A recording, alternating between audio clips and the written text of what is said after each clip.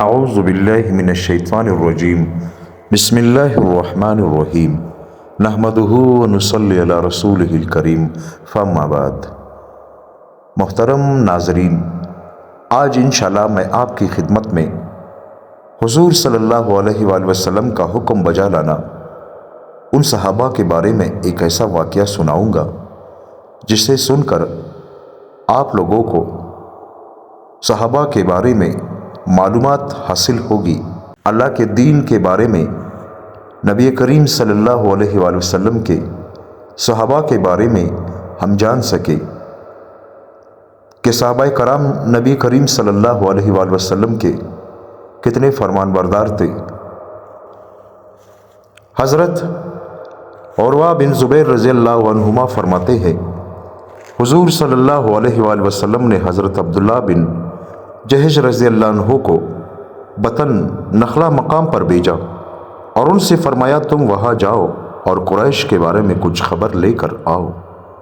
حضور صلی اللہ علیہ وآلہ وسلم نے انہیں لڑنے کا حکم نہیں دیا، اور یہ اشہر حرم یعنی جن مہینوں میں کافر لوگ آپس میں لڑا نہیں کرتے تھے، ان مہینوں کا واقعہ ہے۔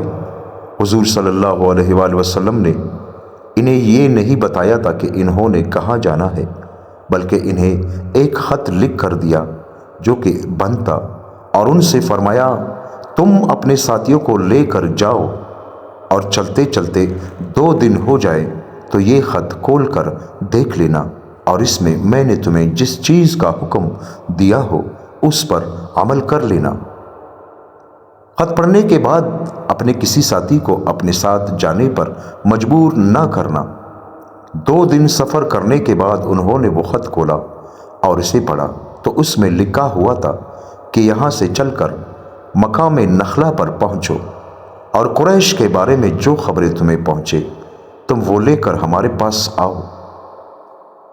خط پڑھ کر حضرت عبداللہ بن جہش نے اپنے ساتھیوں سے کہا، میں تو اللہ کے رسول صلی اللہ علیہ وآلہ وسلم کی بات سنوں گا اور مانوں گا، تم میں سے جسے شہادت کا شوق ہو وہ تو میرے ساتھ چلے، میں تو وہاں جا رہا ہوں اور حضور صلی اللہ علیہ وآلہ وسلم کے حکم کو پورا کروں گا، اور جسے شوق نہ ہو وہ واپس چلا جائے، کیونکہ نبی کریم صلی اللہ علیہ وآلہ وسلم نے مجبور کر کے ساتھ لے جانے سے مجھے منع کیا ہے۔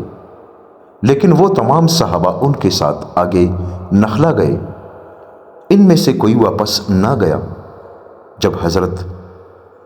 جب یہ حضرات بحران پہنچے تو حضرت سعد بن ابی وقاص رضی اللہ عنہ اور حضرت عتبہ بن غزوان رضی اللہ عنہ کا اونٹ گم ہو گیا، جس پر یہ دونوں حضرات باری باری سوار ہوتے تھے۔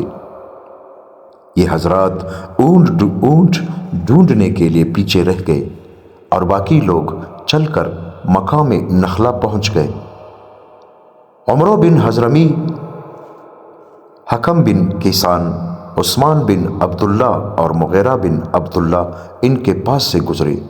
یہ لوگ اپنا تجارتی سامان چمڑا اور کشمش طائف سے لے کر آ رہے تھے۔ جب صحابہ نے ان کفار مکہ کو دیکھا تو حضرت واقد بن عبداللہ رضی اللہ عنہ کے سر کے بال منڈے ہوئے تھے، انہوں نے ان کفار کی طرف جھانکا۔ جب کفار نے دیکھا کہ ان کا سر منڈا ہوا ہے تو انہوں نے کہا یہ عمرہ کر کے آ رہے ہیں، اس لیے تمہیں ان سے کوئی خطرہ نہیں، یہ لڑنے نہیں آئے۔ یہ رجب کا آخری دن تھا، اور جب اشہر و حرم میں داخل ہوئے، یہ بھی ان 4 مہینوں میں سے ہے جن میں کفار عرب آپس میں لڑتے نہیں تھے۔ اس لیے حضور صلی اللہ علیہ وآلہ وسلم کے صحابہ نے آپس میں ان کفار کے بارے میں مشورہ کیا کہ اگر تم ان کافروں کو آج قتل کرو گے تو شہر حرام یعنی رجب میں قتل کرو گے، جو کہ تمام عربوں کے دستور کے خلاف ہوگا، اور اگر انہیں چھوڑ دو گے تو یہ آج حرم میں داخل ہو کر محفوظ ہو جائیں گے کہ حدود حرم کے اندر کسی کو قتل کرنا جائز نہیں ہے۔ اس لیے حضرات صحابہ اس پر متفق ہو گئے کہ انہیں آج ہی قتل کر دیا جائے۔ چنانچہ حضرت واقد بن عبداللہ نے عمرو بن حضرمی کو تیر مار کر قتل کر دیا اور عثمان بن عبداللہ اور حکم بن کیسان کو گرفتار کر لیا۔ مغیرہ بھاگ گیا، یہ حضرات اسے پکڑ نہ سکے۔ ان کافروں کے تجارتی قافلے پر بھی ان حضرات نے قبضہ کر لیا اور 2 قیدیوں اور اس تجارتی سامان کو لے کر یہ حضرات حضور صلی اللہ علیہ وآلہ وسلم کی خدمت میں واپس پہنچے۔ حضور صلی اللہ علیہ وآلہ وسلم نے ان سے فرمایا، اللہ کی قسم، میں نے تو تمہیں شہر حرام میں لڑنے کا حکم نہیں دیا تھا۔ پھر حضور صلی اللہ علیہ وآلہ وسلم نے ان دونوں قیدیوں اور اس کا تجارتی سامان کو روک دیا اور ان میں سے کوئی چیز نہ لی۔ حضور صلی اللہ علیہ وسلم کا یہ فرمان سن کر ان حضرات کو بہت ہی زیادہ ندامت ہوئی اور وہ یوں سمجھے کہ ہم تو اب ہلاک ہو گئے، اور ان کو مسلمان بھائیوں نے سختی سے ڈانٹا۔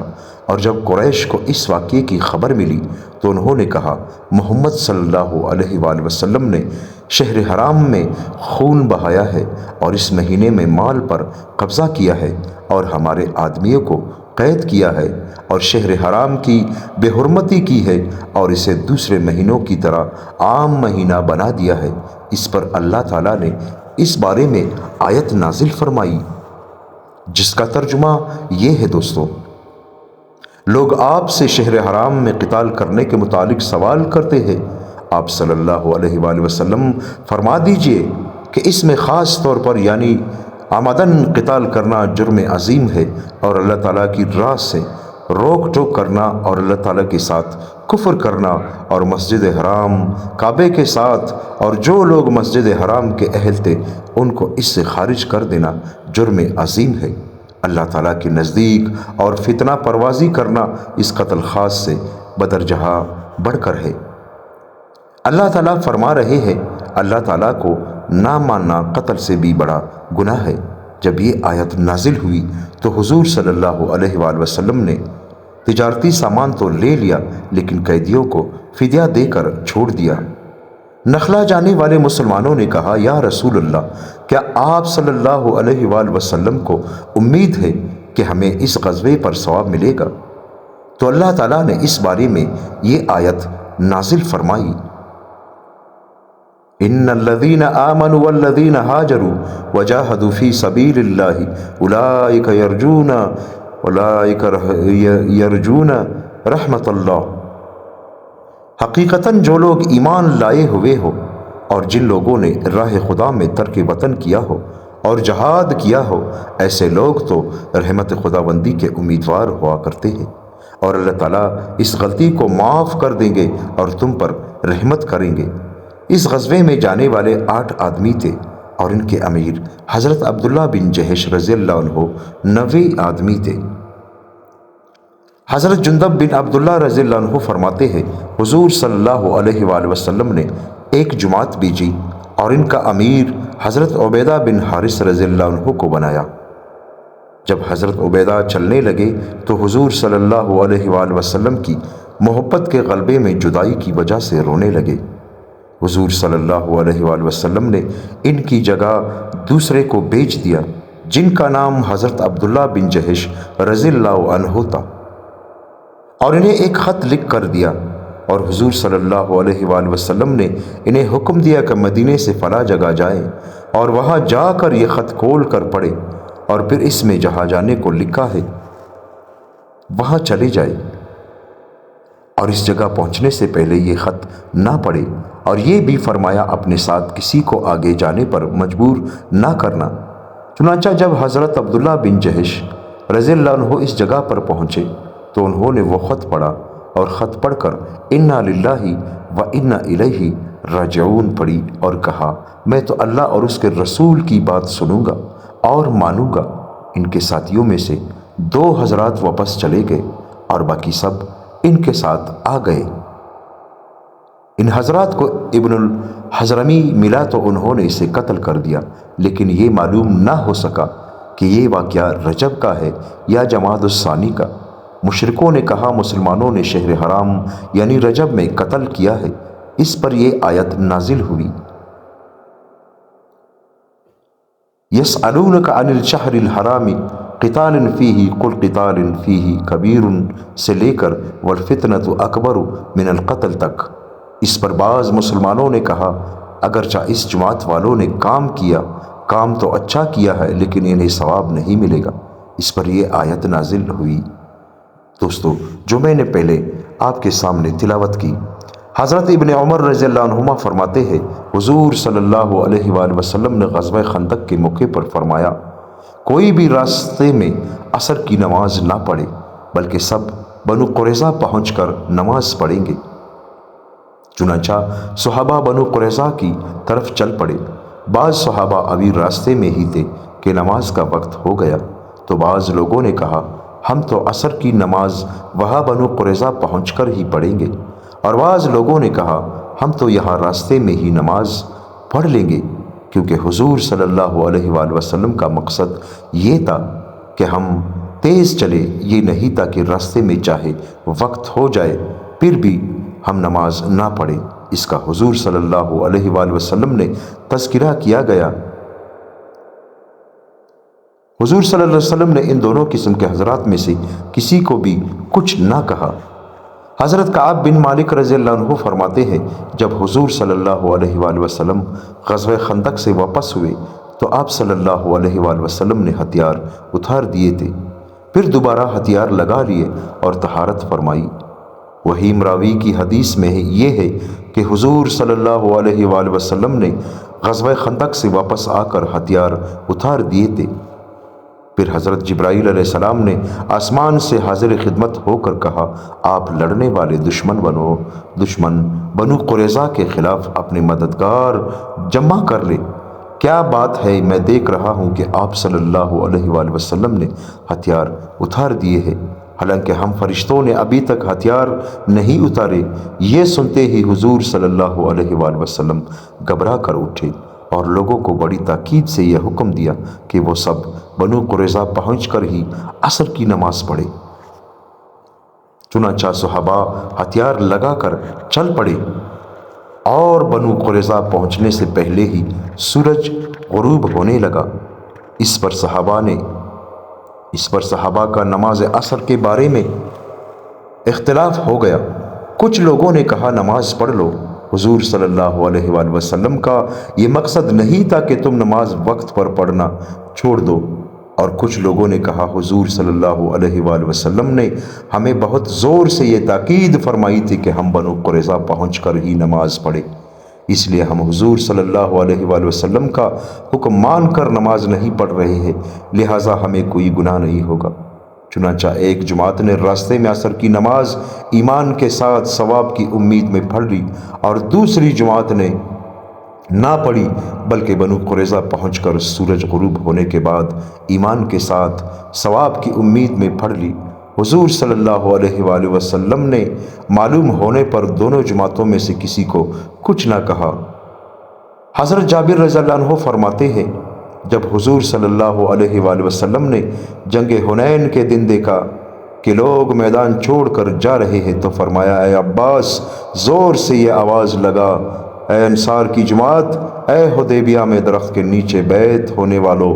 چنانچہ حضرت عباس نے زور سے یہ آواز لگائی، جس پر انصار نے فوراً جواب دیا، جواب میں کہا لبیک، حاضر ہے، لبیک، حاضر ہے، اور آواز کی طرف آنے لگے۔ بعض صحابہ نے اپنی سواری کو آواز کی طرف موڑنا چاہا، لیکن گھبراہٹ اور پریشانی کی وجہ سے وہ سواری نہ مڑ سکی، تو وہ اس سواری سے اتر گئے اور سواری کو ویسے ہی چھوڑ دیا اور زرہ کو اتار پھینکا اور تلوار اور ڈھال لے کر اس آواز کی طرف تیزی سے چل پڑے۔ اس طرح حضور صلی اللہ علیہ وآلہ وسلم کے پاس ان میں سے 100 آدمی جمع ہو گئے، تو آپ صلی اللہ علیہ وآلہ وسلم نے دشمن کے حالات کا اندازہ لگائے بغیر ہی ان سے جنگ شروع کر دی اور بڑے گمسان کی لڑائی ہوئی۔ پہلی آواز تو انصار کے لیے لگوائی تھی، آخر میں خزرج قبیلے کے لیے آواز لگوائی، کیونکہ یہ لوگ جم کر لڑنے والے تھے۔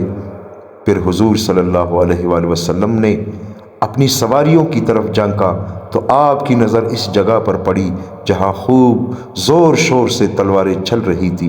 اس پر آپ صلی اللہ علیہ وآلہ وسلم نے فرمایا اب تنور گرم ہوا ہے، یعنی خوب گمسان کارن پڑا ہے۔ حضرت جابر کہتے ہیں ان 100 آدمیوں نے جنگ کی اور اللہ نے فوراً فتح عطا فرما دی۔ اللہ کی قسم بھاگ کر جانے والے لوگ ابھی واپس نہیں آئے تھے کہ کافر قیدی حضور صلی اللہ علیہ وآلہ وسلم کے پاس گرفتار ہو کر پہنچ چکے تھے۔ ان قیدیوں کے ہاتھ پیچھے رسیوں سے بندھے ہوئے تھے۔ کافروں میں بہت سے قتل ہوئے اور باقی سب شکست کھا کر بھاگ گئے، اور ان کافروں کا سارا سامان آل اولاد اللہ تعالیٰ نے اپنے رسول صلی اللہ علیہ وآلہ وسلم کو بطور غنیمت کے دے دیا۔ دوستو، اللہ تعالیٰ ہم سب کو ان باتوں پر عمل کرنے کی توفیق عطا فرمائے۔ دوستو، صحابہ کرام کے واقعات سنا کرے، کیونکہ ہمارا ایمان اس سے تازہ ہوتا ہے۔ اس سے ہمیں یہ سبق ملتا ہے کہ نبی کریم صلی اللہ علیہ وآلہ وسلم کے جو صحابہ تھے وہ نبی کریم صلی اللہ علیہ وآلہ وسلم کے ہر حکم کے سامنے اپنا سر کٹواتے تھے۔ دوستو، اللہ پاک سے دعا کرتے ہیں کہ اللہ پاک ہمیں بھی نبی کریم صلی اللہ علیہ وآلہ وسلم کے بتائے ہوئے سنت طریقوں پر چلنے کی توفیق عطا فرمائے۔ آمین ثم آمین۔